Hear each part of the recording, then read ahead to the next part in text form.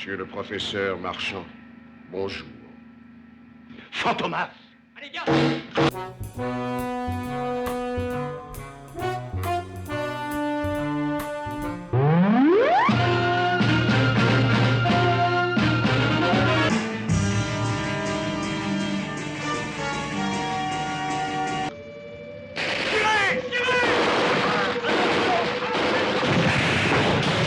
Seulement un an après la sortie du premier Fantomas et la réalisation du quatrième OSS 117, André Hunebelle ne chôme pas. Avec ses 4,5 millions d'entrées, il n'en fallait pas plus à Gaumont pour demander une suite, ce dont il va s'activer avec joie et exactement la même équipe, qu'elle soit technique ou artistique. Au nom du président de la République et en vertu des pouvoirs qui me sont conférés, je vous fais chevalier de la Légion d'honneur. La presse d'époque.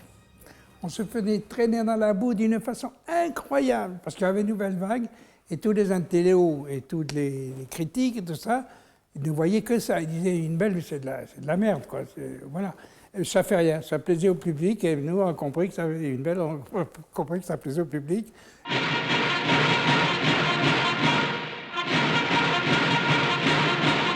Une belle réalisation donc, toujours aidée par Jacques Bénard, Jean Alain et Pierre Foucault au scénario, d'après les personnages des romans de Pierre Souvestre et Marcel Alain, avec de grandes libertés, je vous l'accorde, ce qui malheureusement sera fatal à la saga, et bien sûr Claude Carliez et son équipe de cascadeurs si importante dont j'ai parlé sur le premier volet, et qui seront un atout sur beaucoup de films français en général. Un petit fonctionnaire, ne payant pas de mine, un Français moyen. Michel Magne à la musique va y rajouter toute sa sensibilité et bien sûr les acteurs avec un Jean Marais aux multiples rôles, un De Funès hilarant et le charme parfait de Mylène de Mongeau. Banal, d'apparence insignifiante, se dresse brusquement devant l'ennemi. De 3,3 millions de francs de budget pour le premier film, nous passons à 5,5 millions. C'est dire toute la confiance de la Gaumont dans l'équipe. 2 titres sont évoqués, La vengeance de Fantomas et Fantomas revient, mais ce sera finalement Fantomas se déchaîne qui sera choisi. Vive le commissaire Juve! Alors que le commissaire Juve vient d'être décoré chevalier de la Légion d'honneur en récompense de sa lutte efficace contre Fantomas, on apprend au même moment que celui-ci vient d'enlever le professeur Marchand afin de mettre au point une arme terrifiante. Je vous nomme commandeur dans l'ordre des gens foutres. Mais cette arme ne peut être établie qu'avec l'aide d'un autre savant, le professeur Lefebvre. Marcel Alain, au moment où il achevait la lecture du scénario, n'était pas content du tout. Mais après le grand succès du premier film, il semble qu'il se soit résigné et finalement a été satisfait de voir ses personnages revivre, même de cette façon-là, comme il le dit. Si ce ruban c'est indigne, moi, de conserver PEC, sont des chutes me seraient des choix. Toutefois, certains aspects du film ont passablement irrité Alain, comme la cour que fait Fantomas à Hélène dans les 2 premières aventures, alors que dans les romans, Fantomas est le père d'Hélène. Maintenant, il faut choisir. Avec moi, tout est simple. Et n'aime pas non plus le frère que l'on donne à Hélène dans Fantomas se déchaîne. Il demandera à ce que les droits des romans soient retirés à la Gaumont après le 3e volet et un jugement sur les pourcentages. Et le 4e volet étant attendu, Fantomas à Moscou ne verra jamais le jour. Fandor devait y apprendre qu'il était le véritable fils de Fantomas. De quoi auriez-vous l'air si Fantomas était arrêté par un 0-0 quelconque, hein? De quoi auriez-vous l'air? Ben moi je vais vous le dire, vous auriez l'air de gens en foutre. Alors que dans les romans, Fantomas ne cherche qu'à ramasser les richesses, chez Hunebelle, Fantomas devient un méchant à la James Bond, ayant un seul objectif, dominer ou détruire le monde. Ainsi, dans Fantomas se déchaîne, il affirme qu'il sera bientôt le maître du monde et se propose d'asservir les masses en utilisant un rayon hypnotique. Je vais être bientôt le maître du monde. Ce Fantomas, contrairement aux personnages de Alain et Souvestre, s'intéresse à la science. Ici, il désire se livrer à des expérimentations sur les cerveaux de Fandor et de Juve. Le savant se double d'un technicien de génie inventant des gadgets dignes de la science-fiction. Certes, le héros négatif des origines avait parfois recours à des accessoires, mais ils étaient quand même plutôt beaucoup plus simples, rien de comparable à la sophistication atteinte dans ces films.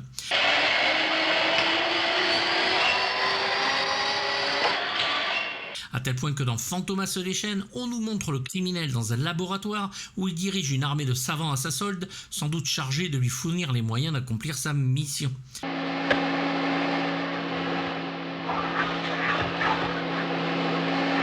La L'apparition de la déesse volante constitue l'un des grands moments de Fantomas se déchaîne, poursuivi par Fandor et Juve à la fin du film.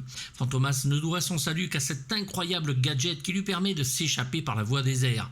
Et là, on avait demandé à Citroën s'ils autorisaient qu'on fasse des jouets qui pourraient être vendus au Japon. La voiture volante. Ils ont dit non, non, pas question.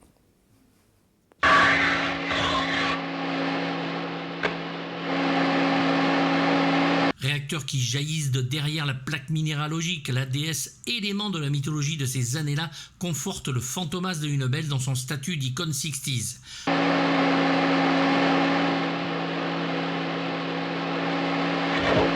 La déesse, bien sûr, avec ses réacteurs, est en prise de vue réelle et le reste est en maquette. Je pense qu'on ne peut pas l'ignorer.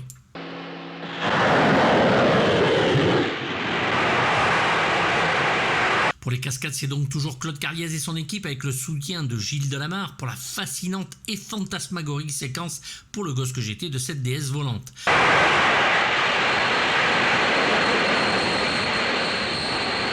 En effet, en plus d'effets spéciaux qui vont nous rendre dingues à l'époque, je dis bien à l'époque, pas aujourd'hui, je comprendrais bien que les jeunes d'aujourd'hui trouvent cela très mal fait.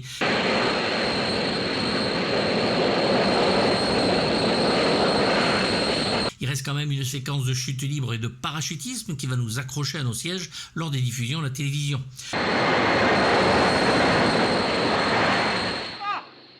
C'est pas croyable! Le commissaire Juve et Fandor vont effectivement se retrouver en chute libre, dont ce seront les premières images filmées par l'homme que l'on appelait le caméraman volant, Jean-Jacques Dubourg, avec une caméra sur son casque. Il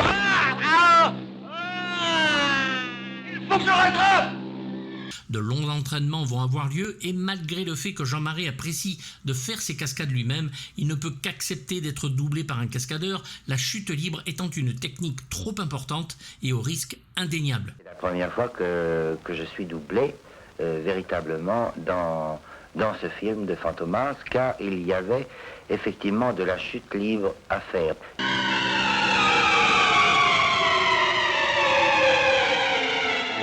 Il ne s'agit plus du goût du risque, là, il ne s'agit ni de la bonne volonté, il s'agit d'une technique et d'une science que je ne possédais pas, et donc il a fallu que Gilles Delamarre me remplace pour la vraie chute libre. Mais, parce que l'on aime pour ça le grand Jean, Marais va sauter quand même en parachute pour la première fois et à l'âge de 53 ans pour certains plans. Marais dit, je saute si tu sautes. Alors il m'a obligé, bon, j'étais quand même, il m'a fait sauter en parachute. Moi je devais voir que c'était donc, j'avais une quarantaine, 40 ans, il avait 3 ou 4 ans de plus que moi. Oui, non, mais je pense que ça ira très bien.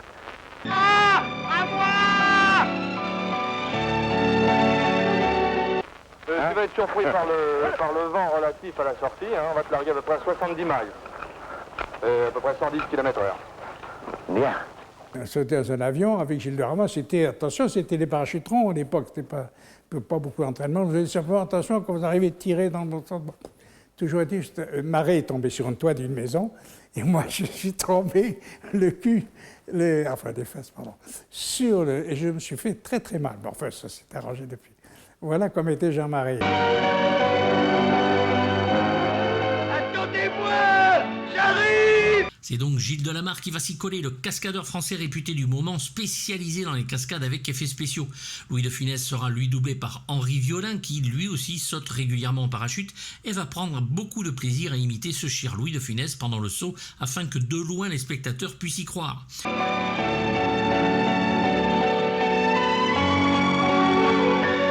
Le tout sera filmé par une 50aine de sauts pour que tout soit en boîte en un bon mois de tournage pour, comme souvent, seulement 2 minutes à l'écran.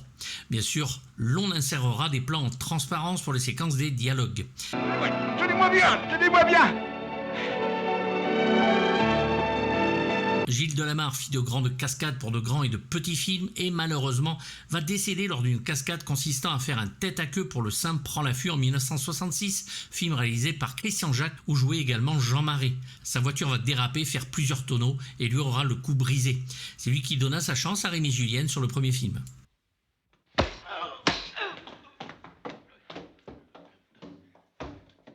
Claude Carliès va s'occuper des bagarres sur les 3 films, qui travaillera souvent aux côtés de Jean-Paul Belmondo et participera même à quelques James Bond dans les années 80. Il sera responsable de cascades et de combats pour les films comme La Grande Vadrouille, Peur sur la vie, Le Coup de parapluie, Le Capitaine ou Moonraker.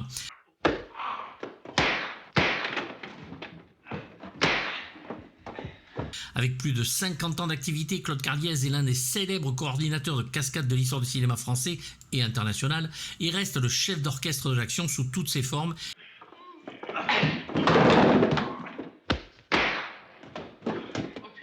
Il a plus de 600 productions à son actif, environ 200 films, 200 séries télévisées, des mini-séries télévisées, des feuilletons télévisés, des téléfilms et j'en passe. Il prendra sa retraite en 2000 et décédera de cause naturelle en 2015 à 90 ans. Une belle vie. J'espère que vous vous plaisez chez moi, mes amis. Max Douy remplace Paul-Louis Boutier au décor, ce dernier étant sûrement pris pour le prochain OSS 117. Il faut dire qu'à cette époque, il y avait quand même de grandes possibilités grâce aux studios qui existaient encore, qui n'étaient pas démolis.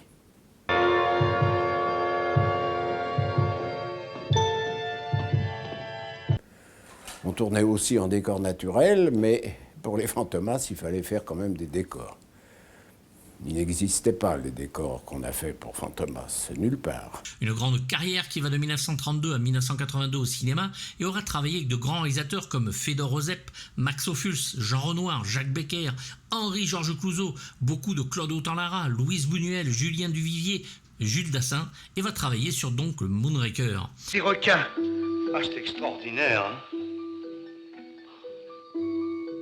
Ça n'était pas fantastique. C'était tout au plus étonnant, drôle, de voir un requin qui se promène dans un aquarium, alors que c'est une projection d'un petit poisson pas plus grand que ça. Oui, j'ai fait construire ma demeure sur le versant immergé d'un volcan, à l'emplacement d'une cité détruite. Il utilisera la première centrale nucléaire française, Chinon A1, mise en service en 1963.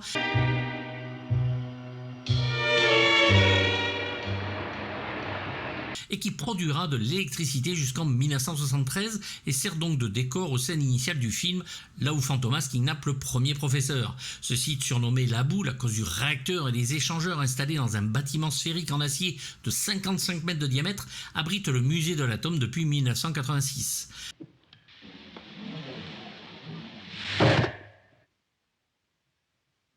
Dans ce genre de décor, il n'y a pas d'imposition de qui que ce soit. C'est la grande liberté.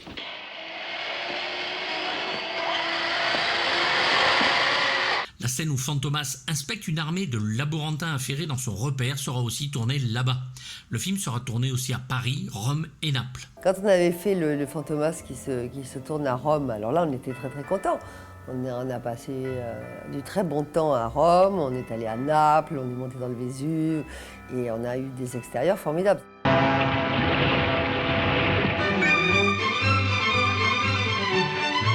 Un jour, Féfé et moi, on a décidé, tous les deux, qu'on n'allait pas descendre dans le Vésuve.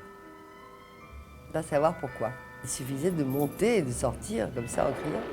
Et ces jours-là, on avait décidé qu'il n'était pas question et qu'on n'irait pas dans le Vésuve. Et ça avait rendu le pauvre Hudbel absolument fou. Ma femme va vers André et lui dit « Je vous préviens, si mon mari se casse la gueule au fond, je vous pousse tout de suite et vous allez le rejoindre. » Alors Jeanne de Funès dit « Oui, parfaitement. Et moi aussi, je vais vous foutre dans l'air, on va vous toutes les deux. » Il nous a regardés comme ça, consterné, il a dit « Mais enfin, attention, il avait 82 ans. Hein. Il a dit « Mais enfin, mais vous êtes fous tous les deux. Un enfant de 2 ans le ferait. Regardez, voyez. » Et il se jette dedans. Alors là, on a tellement rigolé en voyant l'enfant de 2 ans qui sortait qu'on a arrêté de faire des caprices et on a fait notre plan. Malgré la possibilité de travailler les effets spéciaux pour l'explosion du Vésuve, Hudbel va utiliser des images tournées par un spécialiste des volcans, Haroun Tazieff, qui sont extraites de son documentaire Les Rendez-vous du Diable et vont être diffusées sur des écrans pendant que nos héros passent à travers la grotte.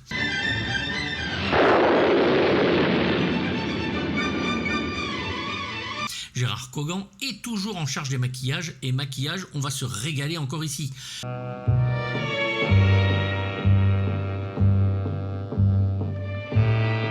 Raymond Lemoigne remplace Marcel Grignon qui travaille sur OSS 117 depuis le second et quelques De Funès après ce film et va nous donner une très belle image et une très belle photo en 2:35, lumineuse à souhait.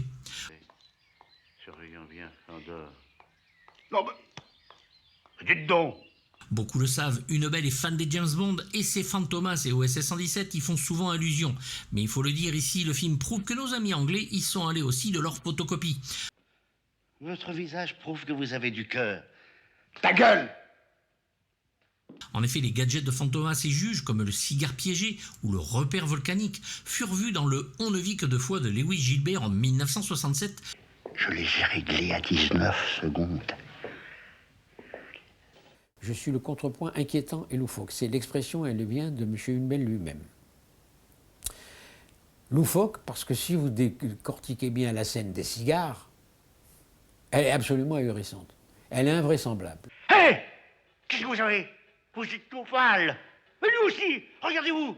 Elle ne tient que parce que Attal et moi, on est des personnages atypiques, parce que De Funès a du génie, et c'est tout. Ça ne tient qu'à ça. Bien en face, regardez-vous, regardez. Comme la voiture volante de Scaramanga dans L'Homme au pistolet d'or en 1974, réalisé par Guy Hamilton. Comme quoi, on sait aussi inventer des trucs.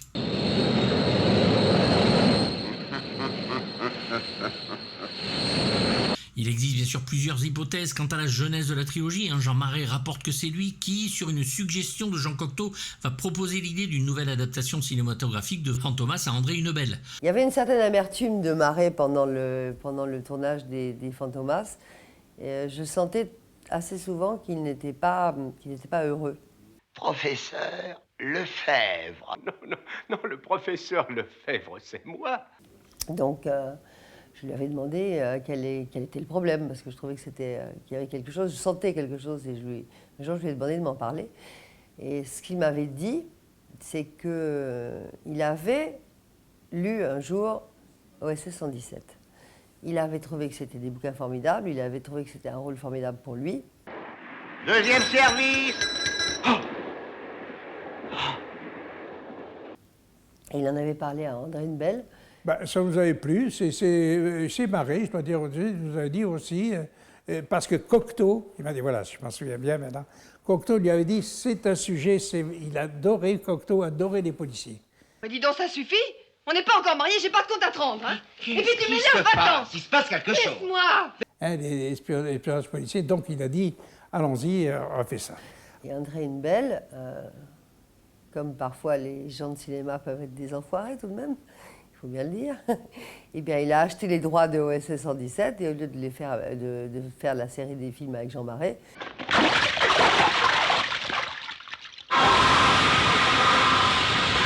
De son côté, c'est le producteur Paul Cadéac qui dirigeait avec Hunebelle la société de production PAC, explique que c'est Alain Poiré qui est venu le voir pour produire avec lui un Fantomas sur lequel il travaillait depuis un certain temps sans y aboutir. Une autre explication veut que Hunebelle, préparant le premier OSS 117, ait offert le rôle à Jean Marais pour Fantomas pour compenser le fait qu'il ne lui ait pas confié celui d'OSS 117, dont Marais avait pourtant instigé l'adaptation. D'autres versions courent aussi et il semble en tout cas que Michel Audiard fut associé un temps au projet. Imaginez un peu les dialogues.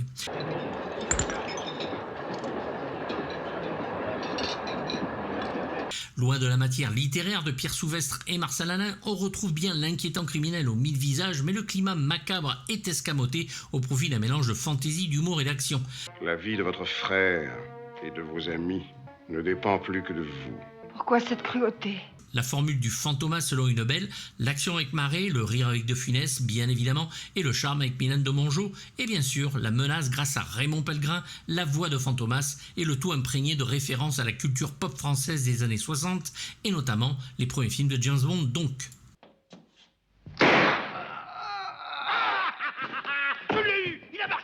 Bien sûr, ce deuxième épisode sera un carton avec en total 51 861 000 entrées, donc 4 200 000 en France. Et surtout, comme le premier, un carton total en Russie avec plus de 44 millions d'entrées. Fantomas, l'ennemi public numéro 1 de vos soucis quotidiens, comme la publicité le disait à l'époque, est bien là et les gens n'en ratent rien.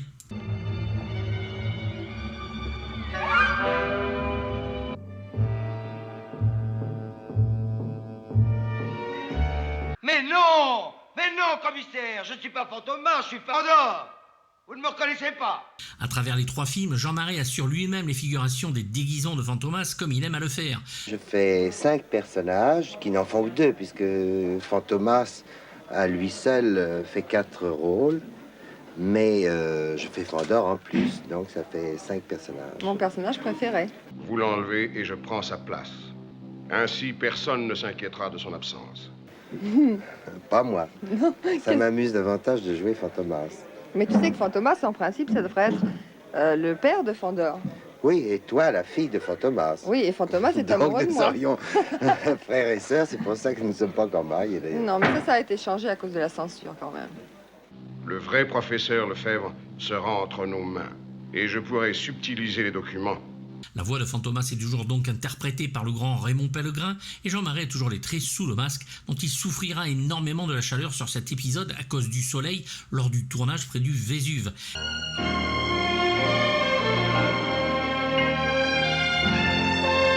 Ici, Jean Marais jouera le professeur Lefebvre, en plus de Fandor et Fantomas. Tous se courent après et se tapent dessus, ce qui permet à Azory et Lalanne d'écrire « On frôle alors le fantomasien absolu, où un seul acteur se sera emparé de tous les personnages et peuplerait à lui seul tous les plans dans toutes ses métamorphoses », ce qui n'est pas faux. Un Jean Marais qui souffrira donc de la chaleur et de voir le Louis de Funès prendre de plus en plus de place sur le film. Il n'est jamais bon de se voir vieillir, le 3e opus l'énervera d'autant plus.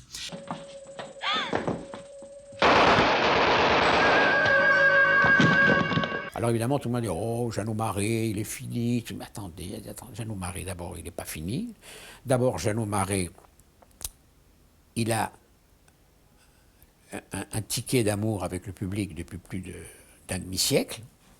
Il a toujours la caution du public.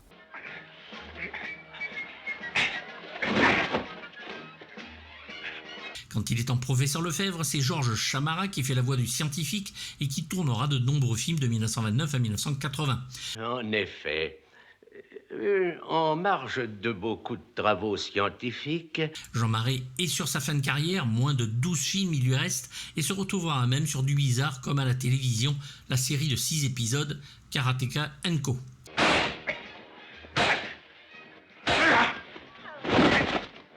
Christian Thomas interprète d'un inspecteur d'assistant juve revêt le masque de Fantomas dans les scènes où Jean Marais joue Fandor, ou inversement, tient le rôle de Fandor de dos lorsque Marais est Fantomas. Il apparaît aussi donc en professeur Lefebvre. Nous sommes à l'époque des agents secrets et des gadgets. Quoi? Qu'est-ce que vous dites, vous?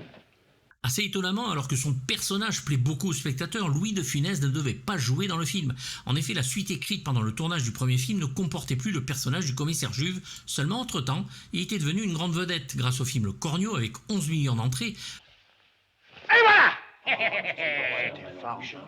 Ah, ça alors? C'est extraordinaire. Le gendarme de Saint-Tropez avec 7 millions d'entrées et donc ce premier Fantomas avec 4,5 millions d'entrées. C'est ça un gadget. En réalité, vous seriez déjà mort. Ah oui, je comprends. Non, vous n'avez rien compris du tout. André Hunebelle et Jean Alain décidèrent donc de le réintroduire dans le scénario. Pendant le tournage de Funès aura 51 ans et aura comme cadeau une panoplie d'agents secrets. Il était impossible de ne pas connaître de Funès dans le métier. On savait tous que si vous lui confiez un rôle de 3 lignes, il faisait un carton. Changement notable, le commissaire Juve tire et tue les hommes de Fantomas dans le film, ce qui n'était pas arrivé dans le premier. Oh non.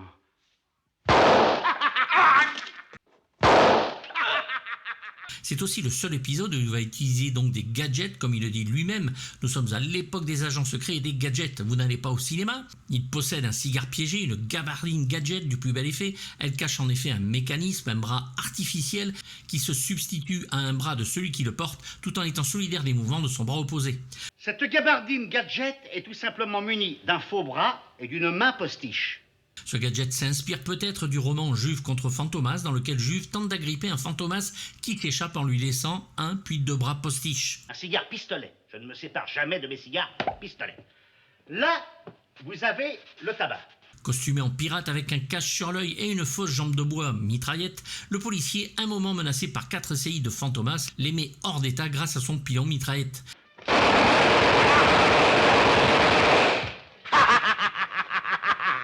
Marcel Alain appréciera ce gadget grandement, s'exprimant en disant que ça, c'était du Fantomas. De Funès, il était comme Gabin. Il n'avait qu'un souci, Quand il arrivait sur un plateau, tu vas faire cette scène, il disait « Avec qui ?» Avec qui? Sa hantise, c'est de tourner avec des mauvais. Parce qu'il disait le talent, c'est en trouver aux autres. Je suis poursuivi, soudain je me retourne et j'abats 2 tueurs avec ma 3e main. Avec votre 3e main. Un type qui allait à 200 à l'heure, même quand il ne tournait pas, il était à 200 à l'heure. Il avait 2 états, Louis. Ou c'est un état de prostration, et pas d'autre mot. Oui, ma main est sur le ventre. Ben, évidemment, sa 3e main. Ah oui. Écoutez, ne compliquez pas les choses parce que... Ou c'était une exaltation terrible. Et quand il est mort de transport en cerveau, il avait du reste, sa femme me l'a avoué après, pété les plombs un peu auparavant. Ah! Je suis le commissaire Juve! Appelez l'inspecteur Bertrand! Reste que De Funès est au début de l'apogée de sa carrière et enchaîne les gros films la même année avec Le Corneau de Gérard Houry, Le Gendarme à New York de Jean Giraud et continuera encore l'année d'après avec du lourd. Et puis pourquoi prends-tu cette voix pour me parler? Mais parce que je suis Fantomas. Mylène de Mongeau devient avec ce film un intérêt amoureux pour Fantomas, alors que c'est sa fille dans les romans. Il la veut pour lui et cherche par tous les moyens de la séduire et faire en sorte que Fandor ne puisse la garder, alors que du coup il est son frère. Merci Hélène d'être venue. L'ensemble des personnages principaux présents dans le premier volet de la trilogie revient donc dans ce deuxième film, à l'exception de Lady Beltham, la fiancée de Fantomas dans le premier film. Son sort est toujours d'ailleurs inconnu puisque Fantomas évoque simplement une disparition devant Hélène. Depuis la disparition de Lady Beltham, j'ai besoin d'une présence. Elle y est encore une fois superbe et son rôle s'étoffe un petit peu, ce qui n'est pas pour nous déplaire, mais reste encore un peu la potiche comme elle le dit elle-même du film.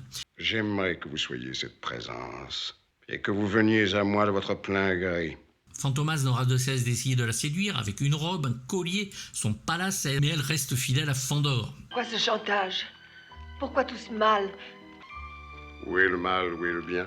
Elle va enchaîner directement avec une belle à nouveau sur le nouvel OSS 117 avec Frédéric Stafford pour la première fois dans le Furia Abaya pour OSS 117. Dites, monsieur le commissaire, vous savez, dans notre métier, il vaut mieux passer pour un fou que pour un imbécile. L'inspecteur Michel Bertrand est toujours interprété par le très bon Jacques Dinam et bien sûr reste le souffre-douleur de l'inspecteur Juve.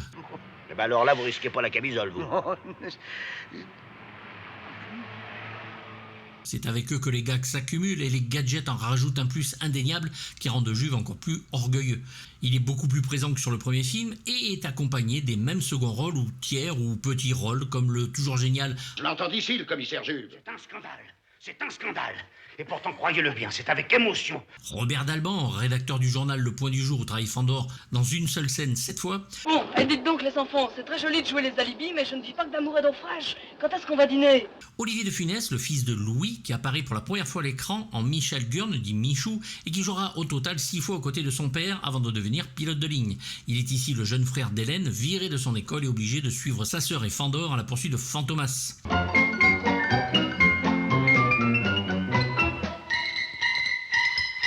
Jacques Marin, un agent de police ferroviaire qui ne dit pas un mot et qui suit le pauvre Louis de Funès en train de faire des gestes complètement fous. Allô? Allô? Je vous écoute.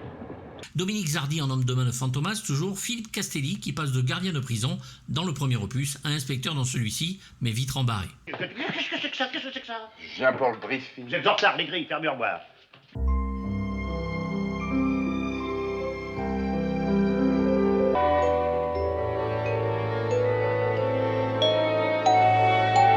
En 1965, seul un 45 tours va sortir de la musique de Fantomas des Chênes. Comme je l'ai expliqué, le château d'Hérouville qu'il possédait va brûler dans un incendie criminel et notamment la partie studio où ses bandes et partitions disparurent.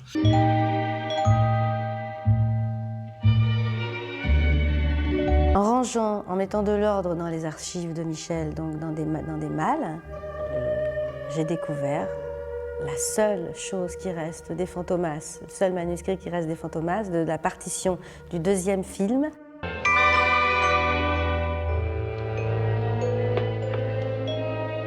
Pourtant en 2001, soit 15 ans après la mort du musicien, Raymond Alessandrini, arrangeur et pianiste de Magne, reconstitue la partition à partir des éléments encore disponibles et de repiquage sur les films.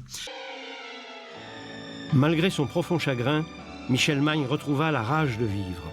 Il transforma le château d'Hérouville en havre de paix pour tous les musiciens de tout pays.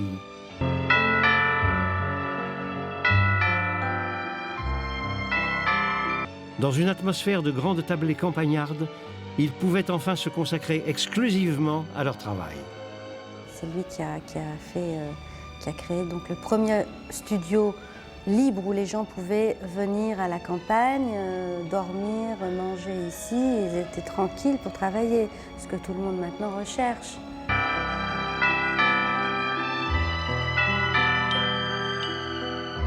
À la suite de ce patient travail, la musique est réenregistrée en une seule journée le 18 janvier 2001 avec une vingtaine de musiciens, comme en 1964, et trouve enfin sa consécration discographique.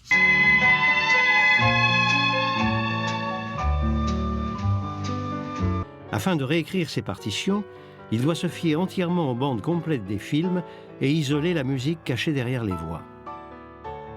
Je me suis retrouvé chez moi avec une bande magnétique, un casque, et j'ai essayé derrière les dialogues donc de reconstituer la partition.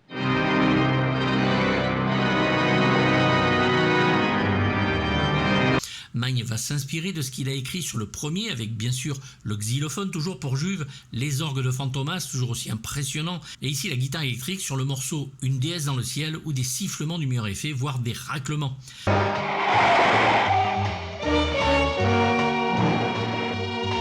Mais c'est avec le thème d'Hélène qui va nous écrire pour ce deuxième opus que le talent complet de Magne va s'exprimer dans toute sa sensibilité musicale parfaite.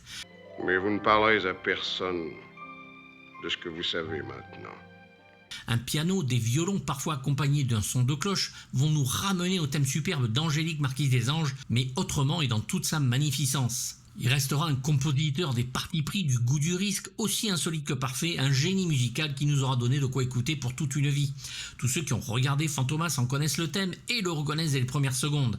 Les musiques d'un Saint-Jean d'hiver de Verneuil, des Tontons Flingueurs de Lautner, des OSS 117, des Fantomas bien sûr, de Mélodie en sous-sol de Verneuil toujours, des Angéliques inoubliables ou les Barbouzes de Lautner également, et tant d'autres resteront dans nos cœurs malgré son suicide le 19 décembre 1984 à seulement 54 ans.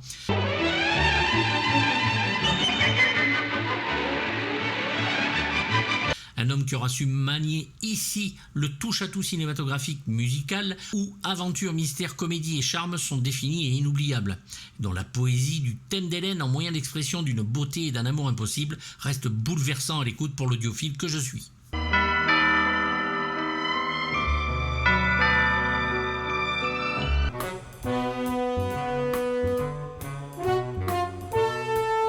Veuillez avoir l'obligeance de m'accompagner. Alors que tout le monde pensait que Fantomas était de l'histoire ancienne, celui-ci se rappelle bien vite aux bons souvenirs des spectateurs avec une suite de 98 minutes où l'on ne s'ennuie jamais. Ici, Fantomas y est plus présent et menaçant, digne héritier d'un méchant de James Bond, tout en se rapprochant légèrement du personnage des romans.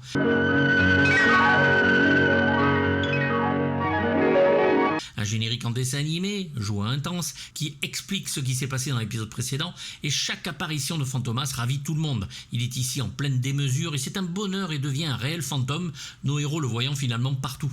Entre les gadgets de Juve, de Fantomas et l'attirance certaine à peine effleurée dans le premier film envers Hélène par le triste cire, cet opus est un réel plus techniquement de ce cher André Hunebelle qui fait comme ce qu'il aime, se défoncer pour que le spectateur soit heureux. Je le tiens dans mon rayon, je l'oblige à descendre. Encore un peu plus près, un tout petit peu plus près, bon sang. Jusqu'à la poursuite finale, le film n'arrête pas et cette fin, à effet certes daté, mais ne l'oublions pas, fit fantasmer des générations d'enfants. Alors oui, c'est plus une comédie d'aventure qu'un vrai thriller, mais pourquoi pas utiliser le talent comique du plus célèbre acteur comique français de l'époque et nous laisser simplement porter par cette facilité à nous divertir et nous le laissons devenir la vedette du film. Je te retrouverai, Fantomas, je te retrouverai. Et tu seras puni. Ah! Pour certains, c'est un problème, une farce, un pastiche, mais n'oublions pas tout de même Jean Marais qui assure pleinement le job du héros et du méchant et son côté bagarre absolument pleinement réussi à l'ancienne pour certains, mais pour moi c'était encore hier. Comme le premier, c'est un 7 poils sur 6 pour le volcan, pour la déesse, pour des décors qui gamin me faisaient halluciner. N'hésitez pas à me faire part de vos avis dans les commentaires, j'y répondrai comme d'habitude, même négatif si c'est écrit poliment. Vous avez le lien pour les DVD et les Blu-ray s'ils existent dans la description et vous pouvez vous abonner à la chaîne Patreon qui vous permet d'avoir les vidéos en avance sans censure, pas de pub et avec des lives inédits tous les 15 jours voire plus où on écoute de la musique de film, un autre cinéma. La boutique est ouverte avec mug, t-shirt, suite, tablier de cuisine, bref plein de choses. Vous avez le lien en description. Pensez à vous abonner, c'est gratuit et ça fait plaisir si vous en avez envie. Mettez un pouce et activez la petite cloche pour les notifications et à bientôt pour du lourd. Bye bye.